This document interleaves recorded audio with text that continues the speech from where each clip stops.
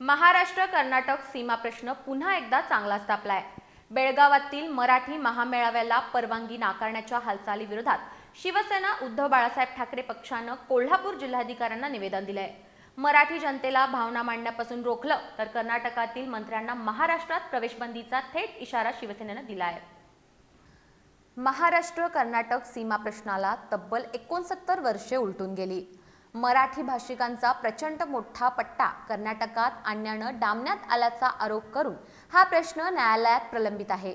21 जानेवारी 2026 रोजी सर्वोच्च न्यायालयात सुनावणी सुरू होत असताना कर्नाटक सरकार मराठी जनतेवर दडपशाही करत असल्याचा गंभीर आरोपही शिवसेनेनं केला आहे।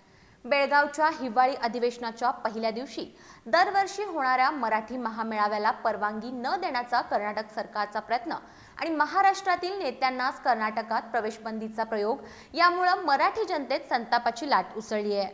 शिवसेना उद्धव बाळासाहेब ठाकरे पक्षानं जिल्हाधिकाऱ्यांकडे 2 प्रमुख मागण्या केल्या। बेळगावातील महामेळ्याला परवानगी देण्यासाठी बेळगाव जिल्हाधिकाऱ्यांना लेखी विनंती करावी, तसंच महाराष्ट्रातील नेत्यांना 8 डिसेंबर रोजी कर्नाटकात प्रवेशबंदी घालू नये यासाठीही तातडीनं भूमिका घ्यावी। मराठी जनतेच्या भावनांचा आदर करून शासनानं सकारात्मक हस्तक्षेप करावा अशी मागणी शिवसेनेच्या निवेदनातून करण्यात आली आहे। या प्रसंगी विजय देवणे आणि कार्यकर्ते उपस्थित होते।